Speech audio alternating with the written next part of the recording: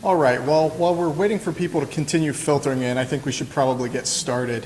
I'd like to thank you all for joining us here this evening for the first of our faculty lectures in the reconstituted Theological Commons here at MTSO. I'd like to speak for a moment on the Commons before we get into our main attraction for the evening. The Theological Commons is an initiative we have at MTSO to engage the wider community in the kind of scholarship that we do here at the school. Our actual mission is to share the intellectual resources of both the church and the school with the wider world through a dialogue intentionally with our community about the kind of scholarship we have here with our faculty, both in their research and in the classrooms, along with the work of our students and our other constituents groups. Our main attraction for the evening is Dr. Linda Mercadante, and she's giving a lecture on the fleeing nuns, food for thought from the spiritual but not religious. This is, of course, largely built out of her work in her most recent book, Belief Without Borders, Inside the Minds of the Spiritual But Not Religious. This is Linda's fifth book, correct? Linda is our Straker Professor of Historical Theology here at Methodist Theological School in Ohio, and has worked on this book for, over 5 years, doing research, interviewing various people all across the country, correct? Her other books include Bloomfield Avenue, A Jewish Catholic Jersey Girl's Spiritual Journey, which is sort of a biographical research about Linda's progression to who she's become, and is an interesting read in of itself. She's an ordained minister in the Presbyterian Church. She holds a doctorate from Princeton Theological Seminary and a master's from Regent College and a bachelor from American University. So without further ado, we're going to jump into Linda's lecture here so we don't run out of time. Linda?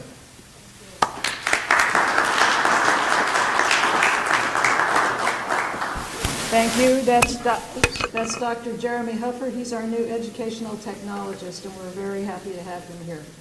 Thank you for coming tonight. I really appreciate this. You may find me turning this way because normally I can see my screen, but it's way back there, so I can't see it. And I'd like to know what you're looking at, too.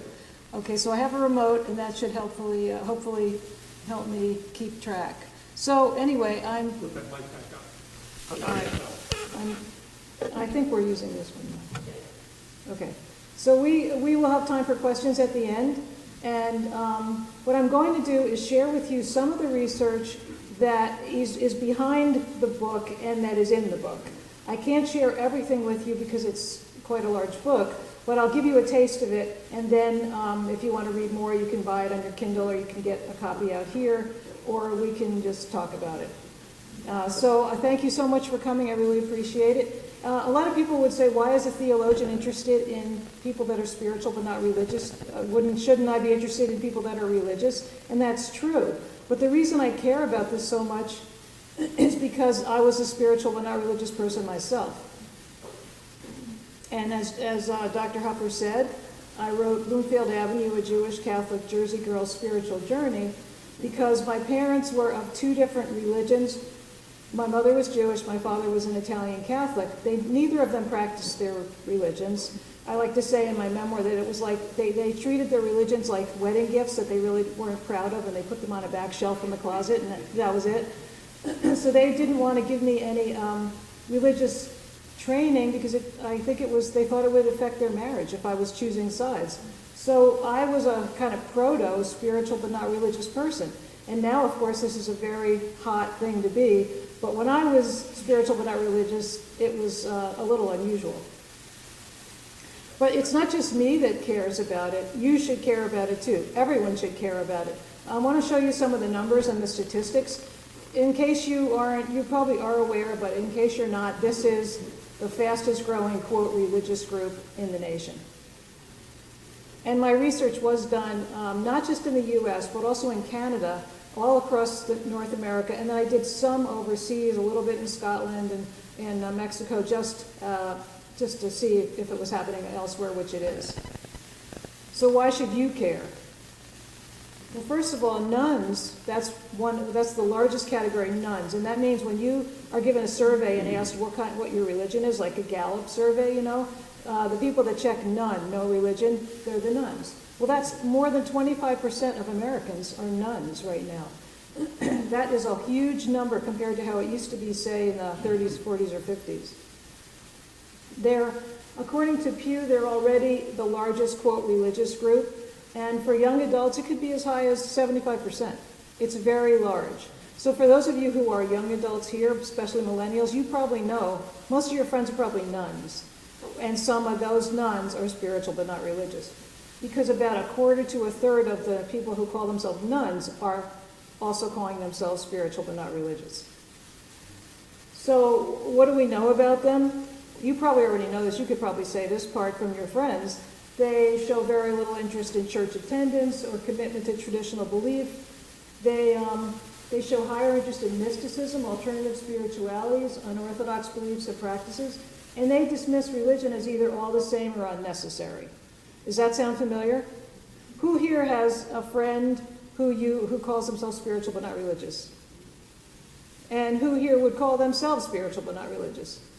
Okay, so it's so common now. Also, there's been a huge rise, a documented rise from surveys in the unaffiliated. And there's a difference between a disaffiliated person and an unaffiliated person. A disaffiliated person is somebody who left their previous religion, maybe that they grew up in. An unaffiliated person never had a religion. So it's the largest growth group of any, quote, religious group. And here's what they say when they have no religion. Here's the growth of it, sorry. In 1972, which already the growth really started in the late 60s, but by 1972, about 5% of people said they had no religion. Okay? That sounds significant, but look what happens. In 1975, just a few years later, it already grew to 7%. By 1990, it was up 8%. And you know, for statisticians, this is dramatic. This is fast. This is a big rise. By 2000, it was already up to 14%. By 2009, it was up to 15%. And just a couple of years ago, it was already 20%. Now it's about 25%. So this is from the General Social Survey. If you're familiar with statistics, that's the statistics that the government keeps, and they're very accurate. This is statistically astounding. Okay, I hope you appreciate how dramatic this is. That's one reason why everybody should care, because it's a huge demographic change in our country. Here's another chart that shows you worship attendance. A lot of people think being religious just means showing up and going to church. Well, even if you just chart it that way, look at the line. Red means they go somewhere weekly. Green means they don't go. Or they don't go. They either don't go at all or they don't go very often. And you can see that white evangelicals had the most attendance, but even they are not that high. Other white Christians are below, look at that. What is that? 35% maybe? Isn't that amazing? 38%? Non-traditional faith, we might say, well, the reason that why America is changing is because of Muslims, Buddhists, Hindus. No, not really. That's not growing that fast. But the unaffiliated, they almost never go anywhere. And that's what it means to be unaffiliated. So it's not just numbers. It's not just showing up. It's not just sitting in pews. What's more important, and what I'm talking about in my book, isn't really about numbers, and I'm not a statistician and I'm not a sociologist, so I don't do that. I use the work of sociologists. But what really is important to me and should be to you is that it's a profound change in attitude and belief. And that's going to affect everybody. Do people have confidence in religion anymore? No, not very much, not as much as they used to have. Look at this. In 1973, when they handed out a survey, do you have quite a lot of confidence in the church and organized religion? And 66% of people said yes, and then it went up a little bit there. But look where it is now, or it's lower now. But by 2012, it was down 44%. That is a huge drop. That is really big. How about the importance of religion? You might say to yourself, well, and the reason I'm saying this is because a lot of people that go to church are comforting themselves by saying, well, they're not here, but they still believe the same things, or they're not here, but they will come, or they will come back when they have children. So I want to say, well, let's rethink that. do people think, even if they're not coming, do they think religion is important? Not actually. The unaffiliated have very little confidence and think that religion is important. And even the other white Christians, it's pretty low too. It's a little higher than attendance, but it's not that high. So this is a profound change that's affecting people in the church, not just out of the church. And what about content? Like, I'm a theologian, so I look at belief. Has belief changed? That's changed too. When they took a survey, Gallup does these all the time. Pew Forum. Has anyone ever heard of Gallup, Pew Forum? Okay, so they do these. And they said, okay, here's a question. Can you check this? I have no doubts in God. Here's what happened.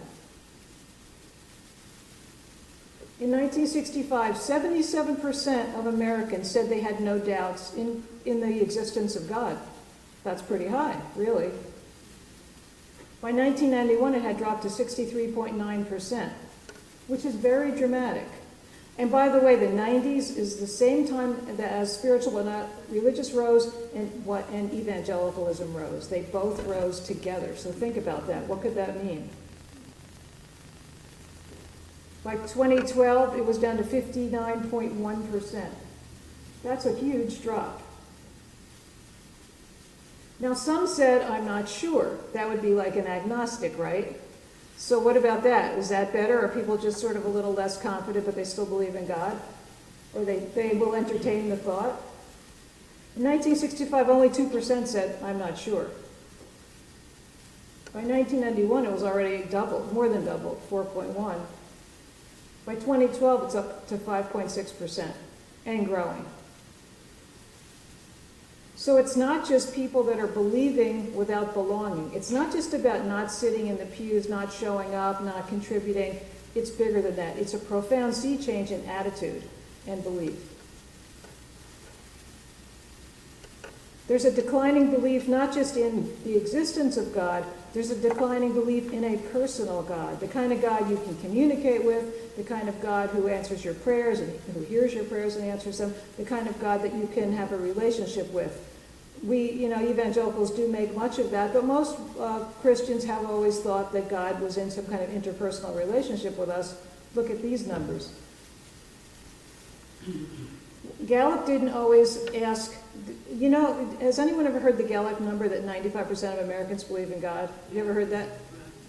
Yeah, that is a deceptive number because they didn't ask, what kind of God do you mean? All right? So when they started adding the question, God, an impersonal higher being, things started to look very different. In 1965, they didn't ask that question. They just said, you believe in God? Yes. Okay. So that was like the agnostics, the I'm not sure, everybody, it pumped up the numbers. But by 1991, they started asking, do you believe in God? Or if it's a no, do you believe in an impersonal higher power? And by then, it was 6.6% who said, yeah, that's the way they saw it. By 2012, it was already up to 11.6%. And how about those who said they don't believe in God? Because you know that being an atheist now is kind of more acceptable to say you're an atheist? Okay. In 1965, only 1% of those people surveyed said they were atheists. They did not believe in God. By 1991, it was 2.2%, so it more than doubled. And now it's already 3.1%, well, probably higher. So you can see that these numbers are very dramatic. I don't know if I'm making an impression on you, enough of an impression on you, but the numbers are very, very dramatic. So here's some of the questions, and I don't actually have answers to these questions, but here's some of the questions that emerge out of these numbers. Is this simply about disaffiliation? Is it about people leaving the church, or is there something bigger than that going on? Or is it a profound sea change of belief? Not just people that went to church and they decide not to go anymore, or is there something even greater and larger going on? Will this movement profoundly change American religion? It already is. I can answer that one. Will it profoundly change American society? It already is. Because churches have provided all sorts of social services to the country. Soup kitchens, food pantries, pastoral care, not just worship services, but many other things. Think of all the universities that have been started by religions. Think of all the other libraries, just all sorts of things that we count on. Adoption agencies, social service agencies, Jewish family services, all these things have had their roots in religion. So what will happen to the common good? Will the common good be affected by this profound non-affiliation, unaffiliation? These are very serious questions. And here's another one, and I'm not speaking out of a real conservative, I'm not a really politically conservative person, but I do worry that religious liberty might be affected. And you might say, really, what's the connection between religious liberty and this? Well, if religion becomes a privatized thing, not very important, it probably doesn't need to be protected. It just stays home and no one worries about it. So all these questions are still up for grabs. But one thing is clear. The spiritual but not religious ethos is reshaping American faith. So it isn't just outside the church, it's inside the church. Many within the church are growing less loyal. And many are increasingly attracted to these eclectic spiritualities. People in my classes, people here, even myself, we do yoga, we meditate, we go to other worship services of other religions. I'm not saying these are bad things, but it's changing the way we see our faith. It's really changing that. And as Robert Fuller said, he's one of the first people that wrote on this topic. He said, unchurched spirituality is gradually reshaping the personal faith of many who belong to mainstream religious organizations. So this isn't just an us versus them situation. It's an all of us situation. And I claim in my book that we have to understand the people who call themselves spiritual but not religious. We no longer have the luxury of saying, well, that's them and this is us, and we don't have to worry about them because they are us. Like Toys R Us, SBNRs are us. So that's why I wrote this book, which is out there, Belief Without Borders. And when I say inside the minds, I truly mean that. Not that I did brain surgery, but I ask them a lot of questions, very particular questions. I'll be able to share some of that information with you. And I got some very focused answers. So the stereotype of spiritual but not religious people is that they're eclectic, that they're salad bar spiritualists, that they don't take anything seriously, that they dabble. That's not what I found. I found people who had profound questions, valid questions, good questions, and were going wherever they needed to go to find answers. Not everybody was a seeker, I'll go into that in a minute, but many were very serious about their spirituality. And I want us to take that seriously. The SBNR project is what I called the work I did for this. And I have to thank this school for giving me a sabbatical, and the Henry Luce III organization for giving me, naming me a Henry Luce Fellow, and that helped. But over a 5-year period, it really went on longer than 5 years, but for the defined period, I conducted interviews, made site visits, and did participant observation all over the U.S. and Canada. Now, I have to say, this was the most fun project I ever did. I've written on addiction. Okay, I didn't feel a need to get addicted in order to write on addiction. I didn't have to become spiritual but not religious, but having been spiritual but not religious, I kind of could get into what they were trying. I enjoyed their company. I loved working with them. I loved all the things we did together. I, did the sweat lodge and meditation, and all that, and learned a lot of things. I did nearly 100 formal interviews, which were recorded and transcribed and inputted into a very sophisticated software program that I then had to learn to use. And you're always getting pushed in this work. I had hundreds of informal conversations with people that are spiritual but not religious. In fact, every time I would go somewhere like a bookstore or somewhere and say I was working on a book, they'd say, oh, okay, what are you working on? I'd say, I'm writing a book on people that are spiritual but not religious. And I'm not kidding. Every single time a person would go like, that's me, just like that, like a victory salute, like, that's me. I was like, wow, okay, that's exciting. And I mean, people were grateful, they were accepting, they were lovely. I always got lots of hugs for doing this work. It was really an amazing thing. And as I always like to say, theologians are not used to being popular. Think about it. It's like, what? You do what? Okay. This was different. People were very appreciative, and they were open, and they shared a lot with me. So I built relationships, I earned trust, I'm still friends with many of them, and I gained a lot of insights into American religion and the church because of this. So, not to toot my own horn too much, but the advanced reviews of this book have been pretty good so far. And I like that Publishers Weekly said it was sympathetic, because I really didn't want to come across as the church lady with the bony finger, pointing the bony finger. I really wanted to avoid that, so I guess I did avoid that. And yet I wasn't just, oh wow, everything's great, this is the new age, this is, the new Renaissance. I wasn't that way, because I have serious questions about it at the same time. So that, John from the Pew Fellowship, he says it breaks new ground, and it does. Why? Because it's the first qualitative study that's ever been done on people that call themselves spiritual but not religious. Nobody's ever done it. You know what? No one's ever talked to them before. No one's ever taken the time to sit for an hour or two and really listen. Isn't that amazing?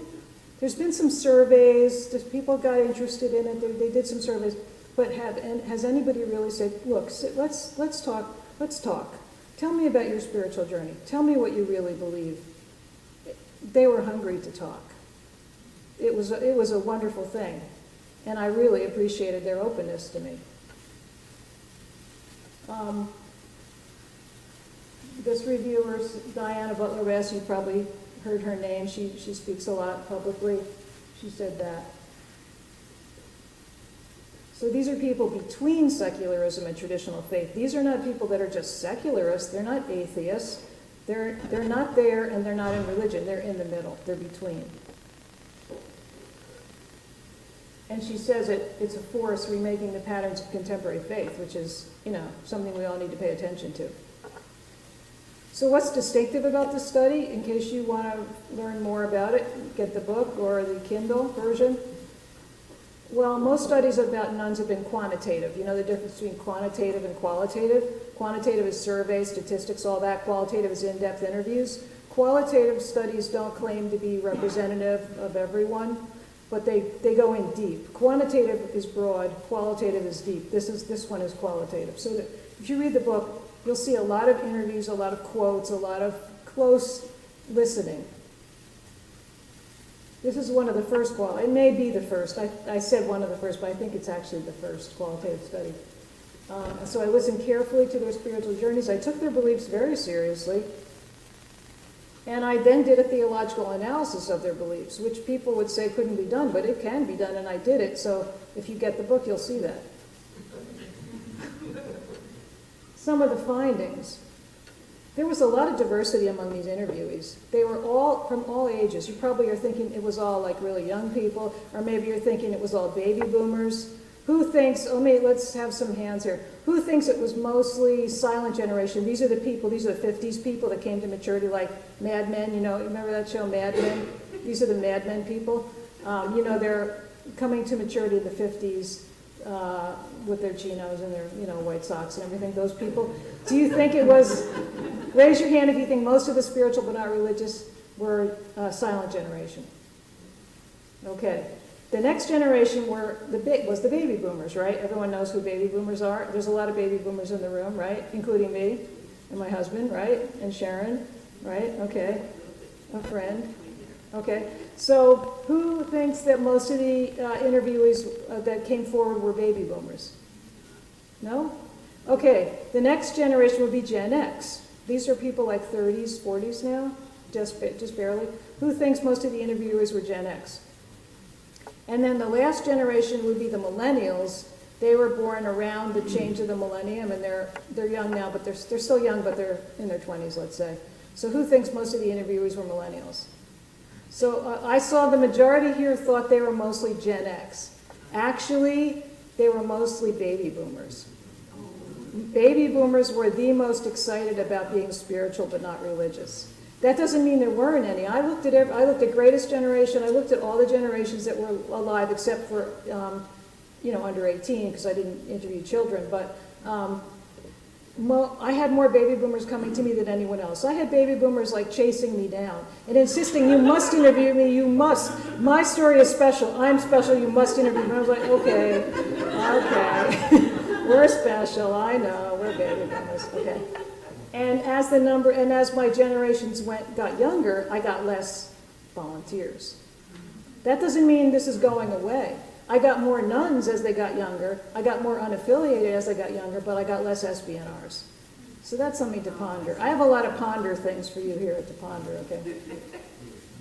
But even though the diversity was there, they were from different racial groups, plenty of GLBT people, heterosexual, white, mixed race, men, women, all that, no problem, all ages, no problem. But they had similar beliefs. That was really unusual. I could take a rural factory worker from central Ohio and put him next to a yoga teacher from Boulder, Colorado, and they would agree on so many things. Very, very, very interesting. And I didn't find that much hostility towards clergy or the church. I thought for sure they would hate my guts. I was, they were supposed to be against all this, and they were like, "Oh, isn't that wonderful that you're paying attention? You're listening to us. This is great." So I did not find hostility. I found very few stories of religious distress, which is that they were hurt by religion. I'm not saying they were happy with it, because if they were happy, they would still be there, or maybe would join now. But I didn't hear a lot of trauma. I didn't hear a lot of abuse. I just didn't hear too many horror stories, which is interesting. Because those of us inside the church think that everything is about what did we do to hurt them. I didn't hear too many stories like that. If I were them, I'd want to complain to me, because I'd want to say, "Well, you're representing organized religion. I want to tell you how horrible you all are." But they didn't do that. And it wasn't just outside the church, it was inside the church.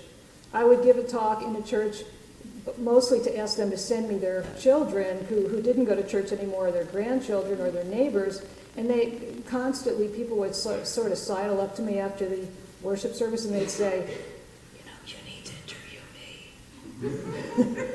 me." They would insist that I should talk to them, and I'm like, "But you're a deacon, you're an elder, No, I'm spiritual but not religious, really." I had ministers come up to me. I had people that I taught come up to me and say they're spiritual. It's everywhere. I took it a little personally.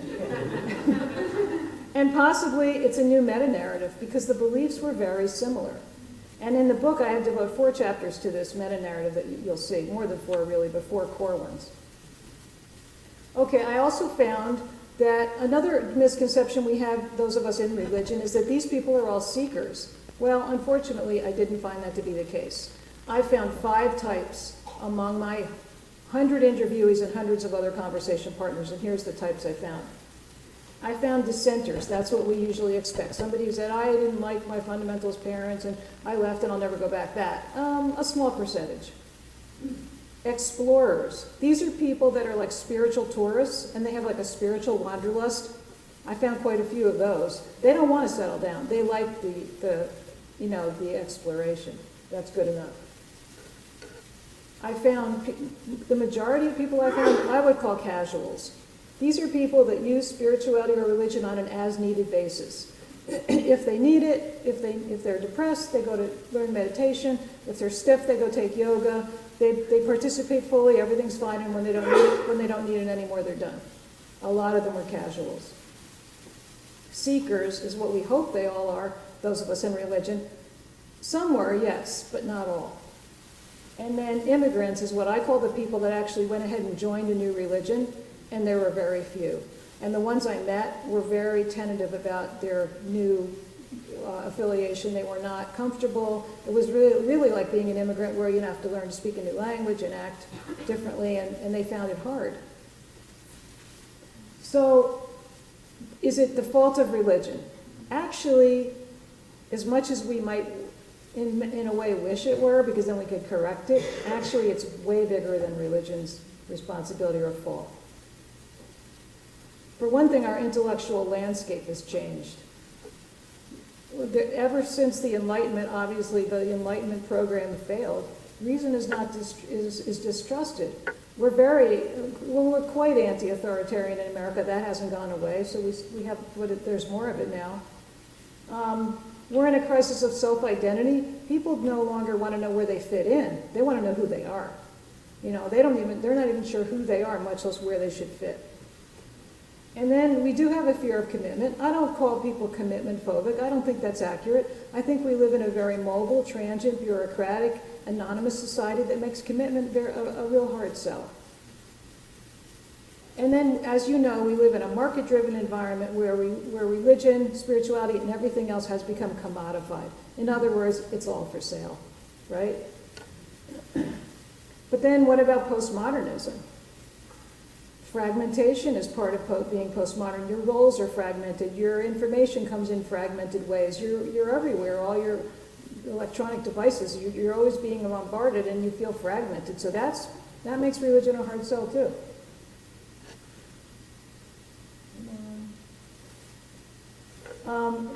Postmodernism insists there's no claims of universal truth. Some feel there is no truth, but if there is truth, we can't get at it. For the postmodern ethos, humans have lost their place. It's no longer humans created in the image of God. God put us here to take care of the garden. It's not like that anymore. People don't think that. We think we're all just part of the natural world, which we are, but we used to think we also had a special place. And so the result of all that I just showed you is that humans are left to create their own meaning. Some call it bricolage. It's a French word meaning to cobble together. Hybridity, being a spiritual tinkerer. What was that? Wow. Okay, so anyway. Okay, so that's bigger than religion. However, it affects religion. It is a challenge to religion. I won't say it isn't. It is. How does this new context, challenge religion? It makes people reject any religious claims to exclusive truth. And be honest, all religions make truth claims. It's not just Christianity that makes truth claims. Every religion makes a truth claim. I spent 2 years in a seminar with people from all different faiths, scholars, called Theologies of Religious Pluralism. And in their quiet moments, in the bar, they all felt theirs was the best. They did. It makes many people believe, our new context, that religion is going to demand their abdication of personal liberty. And Americans don't want to give up anything, right? And then it makes people feel, as Rowan Williams said, former Archbishop of Canterbury, that they have a right to be patrons, like customers, rather than subscribers. And so church shopping, church hopping, no problem. So now spirituality is big business. I bet a lot of people here are familiar with these things, these books, these people. One website claims that 50 million people are spiritual but not religious. So what do SBNRs believe? I said there was maybe a new meta-narrative developing. I don't have time to go into all the components, but let me just tell you the areas I covered, so in case you want to read the book, you'll know which are the big topics. I asked them about their beliefs in transcendence. In other words, is there something greater than yourself? And I didn't use the word God because I wanted to leave it open for them. Is there something that you want to connect with that's larger than you? Life after death. Do you think anything will happen to you after death? Excuse me. Human nature. What do you think it means to be human? I asked them that. And then finally, I asked them about community. I often ask them what their actual communities were, and then I asked them what their ideal community would look like. So that's all in. There's a chapter per topic there. But I'll give you an overview of what I found. I found an emerging meta-narrative. And here's what it is. One is that it says we are all one. So it's very, for those of you who are trained in philosophy and all that, it's very monistic. Okay, monism. But we are on our own. So it's like a tension there, right? And then we are on a par with nature. There's no imago Dei, being made in the image of God. That's not there anymore. Now it's, I mean, they feel there's a spark of divine, or they are God. They often said that, but they didn't feel that they were anything outside of this reality. We're all part of the world. Most felt there was not a personal God. They didn't just reject a male God, they rejected the idea of a personal God in general. A God that was self-conscious, intentional, could communicate, could respond, and all that. That was not there. Rarely was it there, which I was really surprised at. The universal energy source is what many people would call the higher power, or the oneness or something. They felt that this larger reality exists, but it's not aware of us. They felt our individuality is an illusion, it's fleeting, and that there's nothing left of us when we die except perhaps energy, or we get endless second chances, and that's reincarnation. So that's the meta-narrative. There's more to it, but that's the biggest pieces of it. So you might say, oh, that sounds a little bit like Hinduism, Buddhism. Is it a turn to the East? Are these people becoming Hindus and Buddhists? That's not what I found. There was a Newsweek article about 3 years ago that said we are all Hindus now because they found that many people believe in reincarnation. I didn't find people flocking to Eastern religions. They weren't any more drawn to Eastern religions than to Western religions. It doesn't mean they didn't partake of maybe some meditation classes or something, but as far as really joining, no, I didn't find much of that. Instead, we're the entrepreneurs of the world. We're the spiritual entrepreneurs too. It's a very American mix. What people are creating is very American. It's very individualistic. It's very therapeutic. It's all about, are you getting healed? Are you finding well-being? It's very much as like therapeutic, like a therapy approach, right? There's a lot of suspicion of institutions, which of course would include organized religion. And they borrow from a wide variety of traditions without having to commit to any one of them, or without really understanding the roots of it, they didn't feel they needed to understand the roots because it was just there for the taking.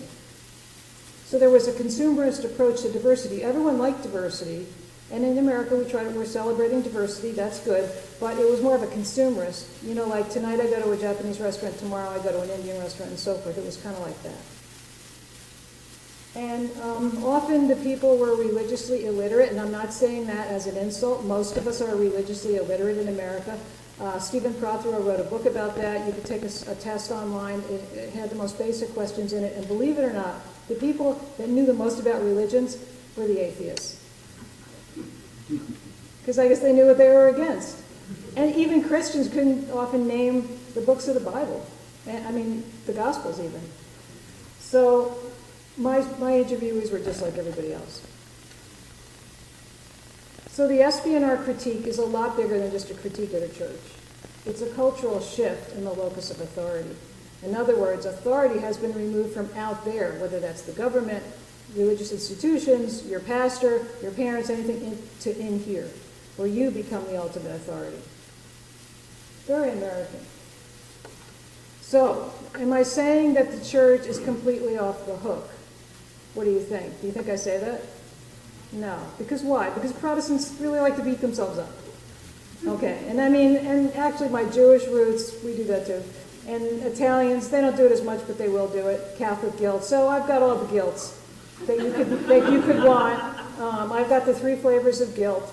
So the church, I would never say the church is completely off the hook. It's bigger than the church, but the church is part of the mix.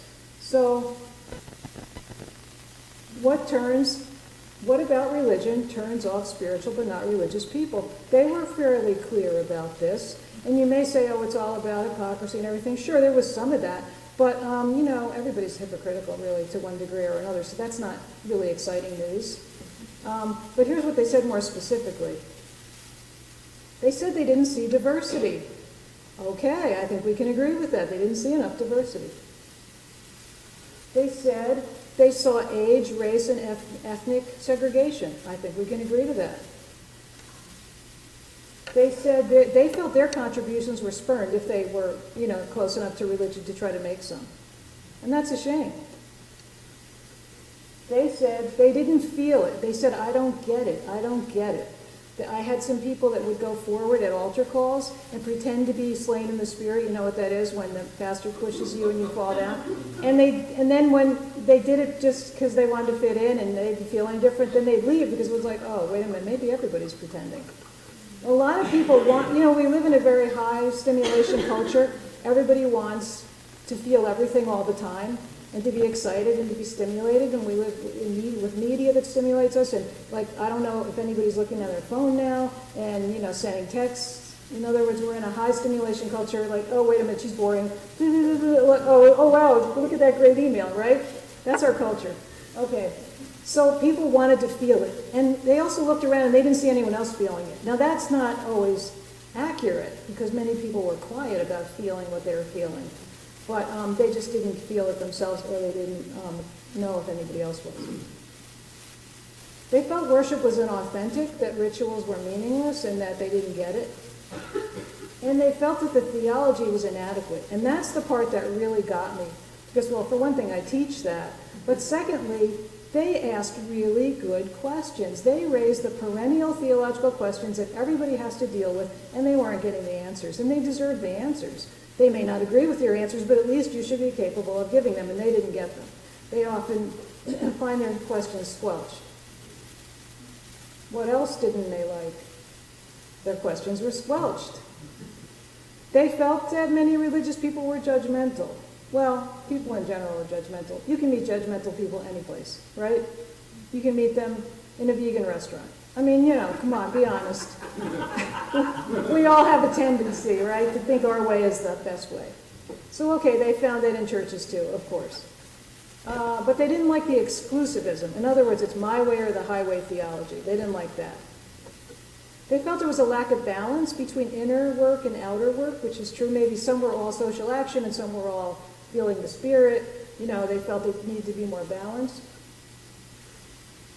And they felt there was an over-focus on one group or another, like maybe all married people, all people with kids, all older people, younger people. They didn't like that. They wanted to feel that if they walked in tattooed, a millennial tattooed, wanting to contribute their music, rap or whatever, that they should be accepted, and they didn't feel that they were.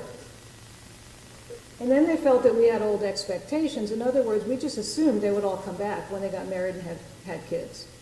But if you know demographics today, marriage is later and later, less and less of it, and therefore less kids.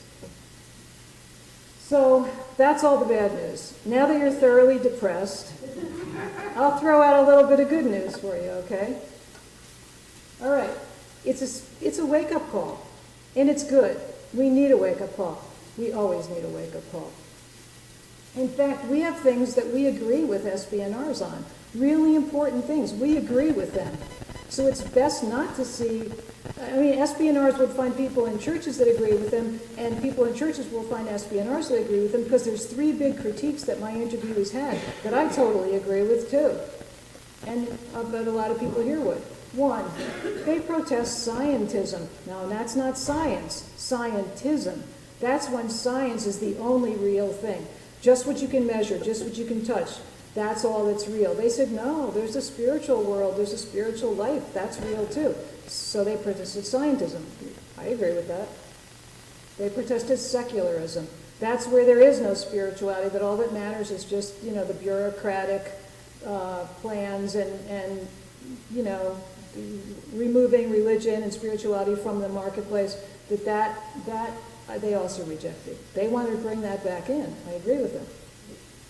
And then, I don't want to say dead religion, because I don't really believe religion is dead, but I like to call it run down, like, oh, you look a little run down, like that. So they protest run down religion of two kinds. One, the rigid version. I think we know what that is. That's my way or the highway theology. All the rest of you are going to hell. Of course they protested that. All right. But they also protested what I like to call the comatose version. And that's the one where we're not, we're dazed, we're confused. We've been buffeted by all these changes for the last 3 or 4 or 5 decades. And we're just sitting there kind of just barely hanging on by our fingertips. But people in comas can come out of comas. So I do hold hope for both of those types of religion, but obviously they're not drawn to them. So we need to welcome their critique and learn from it. So what's important? If you do want to communicate with SBNRs, what's important to them? I think they're looking for loving community. The people that I spoke to were not heavy on community. They were not deeply involved in a lot of community, and I think they were hungry for that. They want people to have realistic expectations. Of course they like multiculturalism. We all do, but they like to see that in their religious and spiritual experience. They want to know that we have a global awareness. And they want to know that we're tolerant, that we're not judgmental. So that's what's important to them. But that's not all. What's also important to them is creativity. Is it always going to be one way, or can we change things around? Can we allow different forms of music, different types of services, maybe not a preaching sermon, maybe a service, maybe something else completely different? How about clear teaching? There is still room for teaching, and our teaching has not been clear. The church's teaching has not been clear, at least the mainline church, for a long time. We've given up so many parts of it, we can't even find our way home anymore. I'm sorry, it's true. They like confidence, but with some modesty and some humility, okay? Not like you have the corner on the God market and like you know everything and that's the end of that story, no. They want to know that their experience is valued. I think that's very, very good. They would like to see they like informality, actually. And you wonder about all these preachers that are wearing their sweater and their jeans in the pulpit. Well, they're responding to that. And they do want individual attention, and that's the kind of age we live in. Everybody wants to be thought of and considered and paid attention to. So what can religious people do? I don't know how many people here are religious, but I'm going to speak to religious people. All right. First of all, we have to listen to them. Figure out what's been missing. Why are they moving in this direction? And if your own faith, belief, and practice isn't too healthy, now's the time to work on it. And you may benefit from meditation, yoga, or any of those things, all those things that develop your interior life. Those are good things. And in this kind of fast-paced, high-stimulation culture, we neglect that too much. Don't get apocalyptic or defensive. I'm really serious. That's really important. Nobody's drawn to anybody who's like hysterical, It's good to be excited, but not hysterical. All right. Do your homework. Study your own beliefs. Study the beliefs of other people, other religions. Learn to speak the grammar of faith. That's what theology is. It's the grammar of faith. Can you speak your faith? Are you able to speak your faith so that others can understand you? And then show people a real vital community, which is still, as always, very attractive and very needed in our society, which is increasingly mobile, transient, anonymous, bureaucratic, and all that. Be flexible. And don't use committees as a substitute for community. Many people are afraid to show up at the church because they think they'll be stuck on a committee for the rest of their lives. I know we need to do the work, but there's got to be another way. But what I also want to say for those people here who are religious and for those who are not, is that we need to remember why we do need religion. Religion is actually a very good thing. Can it go wrong? Yes. Does it? Yes. Can it go bad? Yes. Can we go down the wrong road? Yes, of course. But it's still a vital part of human life. All societies have religion of one sort or another. Here's why we need it. It improves the common good. But you don't want to reduce religion to its functions. You do want to know it improves the common good, but you don't want to take just a functionalist approach to religion because that is reductionistic. That's too minimalist. It provides individuals with a sense of meaning and ultimate purpose and a connection to God. Where else will you find that in this kind of world? And many people everyone actually needs this sense of meaning in order to order their lives because how are people feeling when they commit suicide? They've lost their meaning.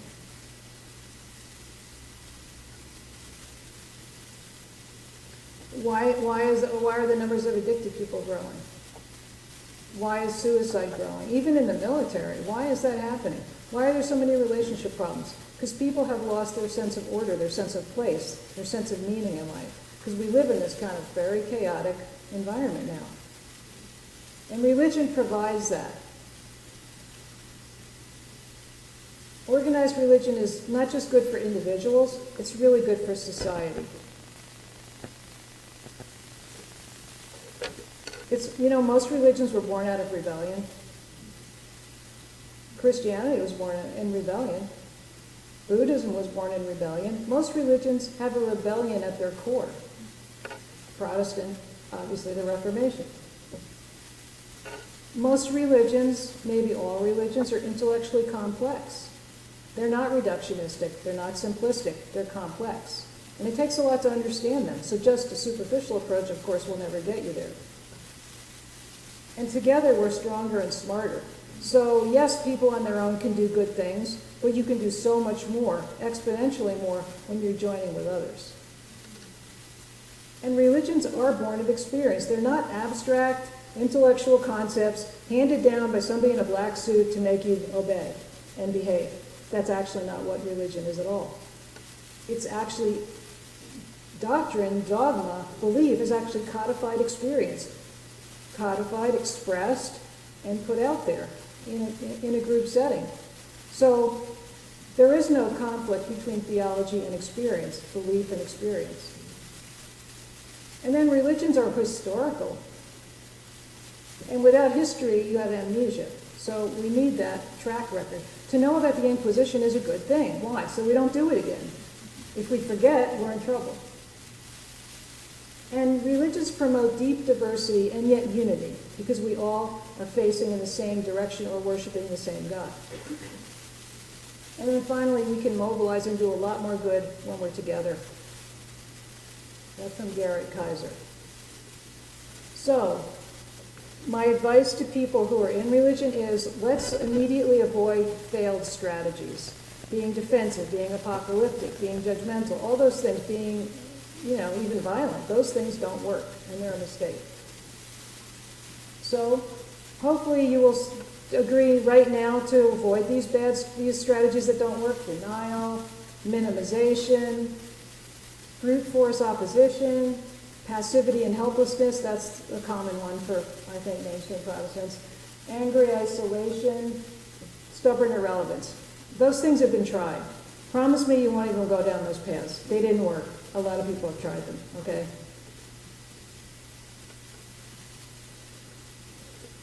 But realize you can't separate religion and spirituality. I realize my interviewees are doing it, but it's a false dichotomy. You have to know that these things are integrally connected, they're synergistic, and they overlap. Why is that? Because spirituality and religion actually have the same four components.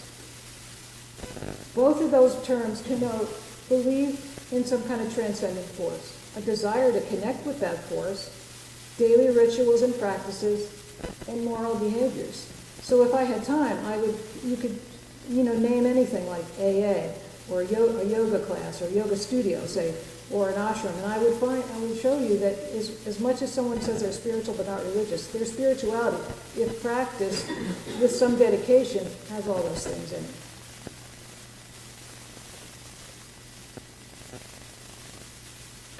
And of course, each religion has their own variety of spiritualities.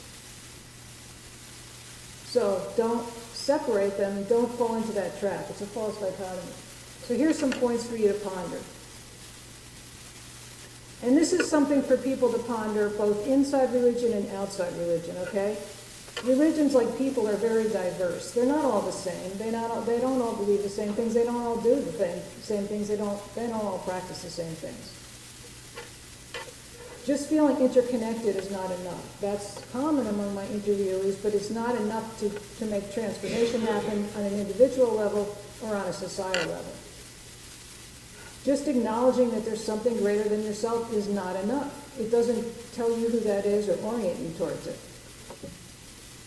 And Christianity isn't really about blind submission, do's and don'ts. Most religions are not about that. Christianity, and I'd say other religions too, are about giving up false illusions and idols. So we don't have to white knuckle it searching for our meaning. From the Abrahamic perspective, God gives life meaning. God created us and gives life meaning. And the more we follow God, those of you who have been doing this for a time, you know the more you follow your Creator, the more free you become, not the more enslaved. So a generalized spirituality, which is what I found among my interviewees, it's not a bad starting place, but it's inadequate for some very important reasons, and this would be my message to SBNRs. It isn't enough it doesn't give you a moral compass. It's not enough. It isn't enough to give you a sense of individual responsibility or group responsibility. It isn't enough to tell you who you really are as a human being. It isn't enough to give you guidance in your spiritual journey. It just isn't. It isn't enough to give you true moral freedom. And it isn't enough to convert you or transform you in a lasting way. A generalized spirituality can't deliver those things, or a vision. So, for those of you involved in religion, remember that true vitality attracts. And the SBNR movement is a new creative challenge for organized religion. Organized religion has met many other challenges and survived and thrived, and this is just ours today. So remember, if you're a Christian, here's what we say is our assets. Hope, healing, the Holy Spirit. So, what do we need to do? We need to creatively adapt to cultural changes. We need to communicate the gospel in a creative way. And we need to transform society to bring hope and healing. So is it the end of religion? I know I started out on a negative note. I like to do that because I like to make an impression like, whoa, okay, maybe I should pay attention. Okay. No, I don't think it's the end of religion. Here's what Robert Lefnow, a really good sociologist, says. The question is not whether congregations have a future, but what the future of congregations will be. Will we be niche markets? Will we be self-contained, enclosed, looking at our self-narcissistic groups? What will we be? Or will we be forward-thinking prophetic voices in this society? I have a website. There's a lot of resources on it. If you want more information besides the book, you could go to the website. And I thank you for your attention. I hardly saw anybody texting. That's really great. I really appreciate that. And now we're going to have time for questions.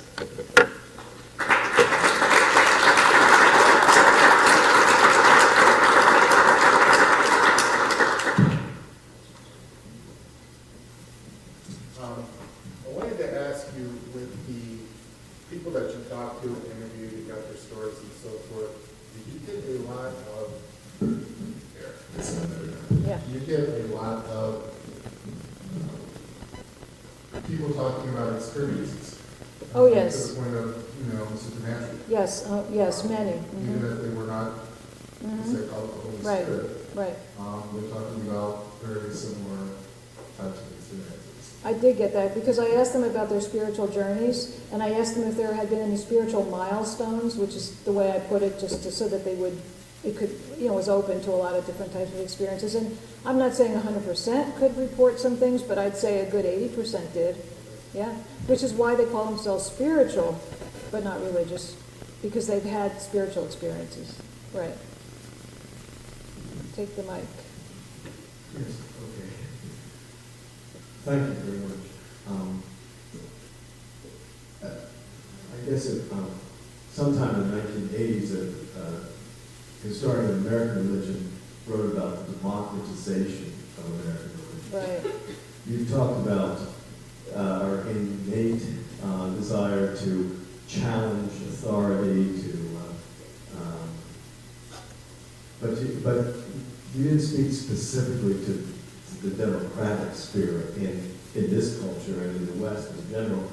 Do you see profound parallels between the internalized ideas of democracy and the idea that God might be God and not, a a Congress that you can vote out? Do I see a conflict? Or is there a relationship between, in other words, becoming part of the American experience, I think, in the mainline church is to make good citizens. Right. And that's not theologically robust, but that sort of explains why we can't, as you said, can't find our way back home. Part of American Sunday school was to sort of calm down kids and make them domesticated, one writer has said. Right. So in a way, we're sort of reaping the harvest that we planted in a way. Yes, I think so. But and this is not a screed against democracy, but there are two different categories that seem to merge when people say I'm spiritual, not religious. I find as a pastor, people get very nervous about the idea that there might be something more ultimate than their own vote on any given day. Right. I agree with you very much. In fact, Lee Schmidt, one of my friends who's a professor at Princeton now, wrote a book on, and I'm forgetting the name of it, but anyway, his ultimate contention is that what we're seeing is the actual success of liberal Protestantism, that we're seeing the fruits of the program of liberal Protestantism coming to fruition, coming home, and being so spread out in the culture that you don't need it. You don't need the group anymore. Well, actually, there was a piece in the Times last summer that said, as far as religion is concerned, liberal Protestantism lost. As far as the culture is concerned, It won. liberal Protestant has in Yeah, fact won. right. The general attitude is a liberal Protestant Right, attitude. right. And so when evangelicals get all upset, they probably have a point. You know, when I'm not in that group myself right now, but when they say that, you know, maybe we've lost the thread here, well, maybe we have, you know. That's something. But nobody wants to go to the my way or highway theology either of exclusivism. So people, you know, it's a challenge to know who to listen to, and so people mostly just don't listen to anybody anymore. Okay, there's a microphone that you could take.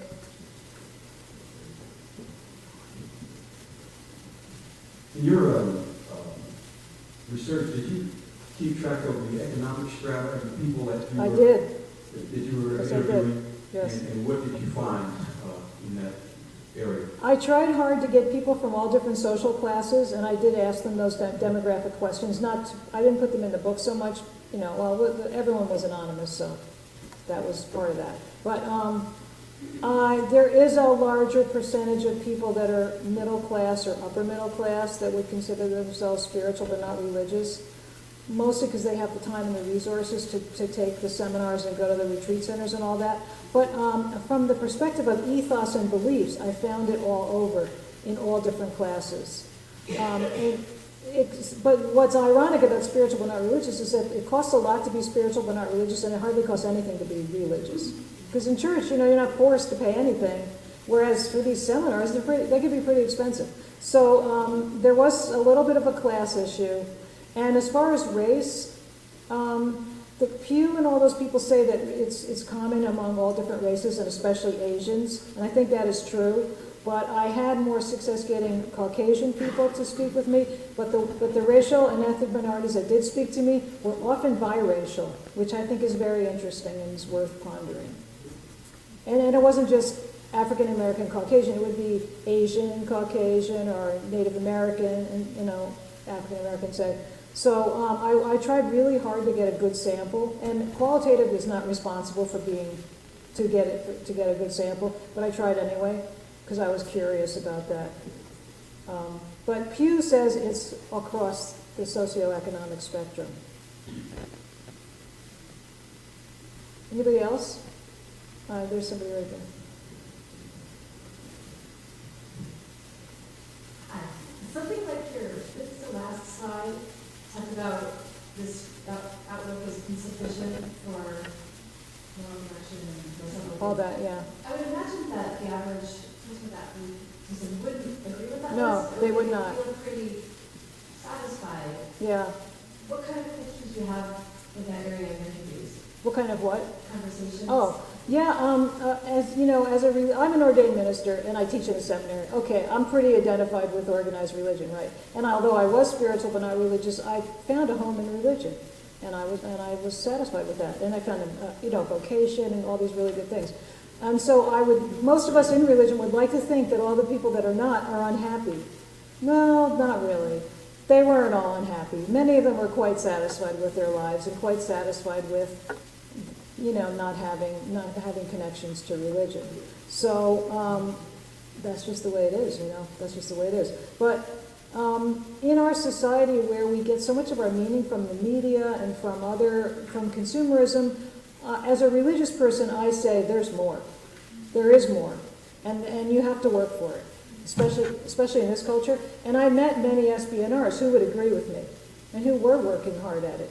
They weren't all doing that, but many of them were. And then many of them they were maybe non-spiritual, but became spiritual going through a crisis. A lot of my interviewees had become more spiritual or had awakened to spirituality through AA, through Alcoholics Anonymous, or divorce, or serious problems like addiction, death in the family. Many of them had been a turning point for them.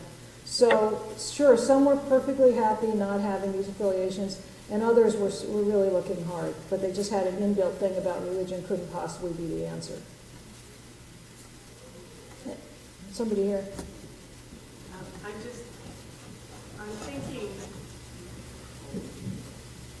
I'm thinking that as I look at our political situation in this country, as I look at the way politics seems to be so influenced by religion, and I look at the things, the social ideals that liberals have always held dear, it just doesn't seem to hold true to me that we in any way won. Really, as I look in the South, and as I look at what's going on in the government, as I look at food stamps cut again, et cetera, I just don't see that those tenets of religion across the board, I'm not going to say across the board anymore, because there is the religion of prosperity Yeah. that, throws a whole different slant on things. But anyway, I wonder what you think about that. Well, it's an ethos that has permeated the culture. No, I agree that there's a conservative backlash too, and both of these groups we realize emerged during the 90s. And some people think that the emergence of spiritual but not religious was a direct reaction against conservative evangelicalism, and it's getting in bed with politics. And there's a lot of truth to that. Although my interviews didn't specifically address that, you could feel it. You could feel it under the surface. So when I say that we won, I don't mean we won in the sense of numerically. I mean there's an ethos that permeates the people that are spiritual but not religious that is very similar to the Protestant ethic. Being individualistic, and I can translate these into theological categories. No mediator between you and God. You're the Spirit guides you. You don't need a priest to tell you.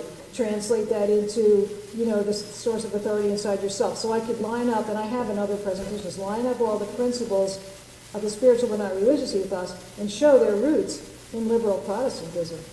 And they are, they want to be socially active, so they actually are very progressive politically. Most of them are extremely progressive politically, but because there's an anti-institutional bent, there's not as much organization and action as a group, you need group action to get stuff done in this society. And so I wonder how much they can act out their progressive values, even though I agree with their progressive values. Anybody else? We have another one up here. We have a repeat. I think we'll let you be the last one. I don't see a lot of other hands. Okay. I was just curious in the information that you found and the research that you did. Did you see any sort of relationship with the people you talk to from connections to psychotherapy, spiritual direction? Looking at some of the lost Christian doctrines, There wasn't a lot of connection to things that maybe religious people would be interested in, even from a radical perspective. But as far as whether people avail themselves of therapy, yeah, most of them did. Most of them were really interested in their personal healing. They were very therapeutic about their spirituality. And think about it, a lot of churches are very therapeutic about their message right now, too. Okay, so thank you very, very much for coming, and we still have refreshments out there, and I'll be around, and we can chat more.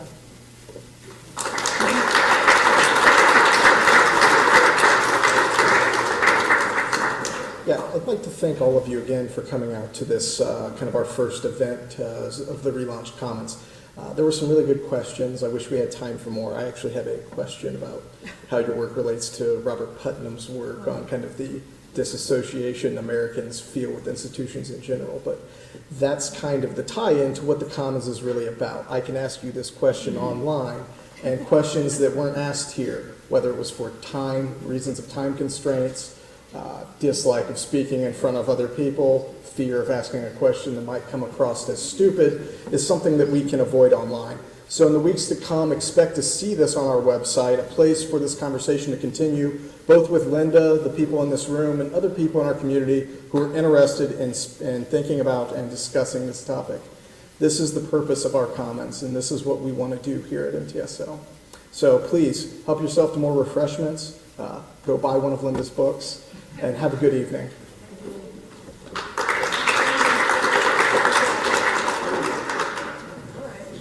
Let me turn all this off here. I think this means my battery's dead.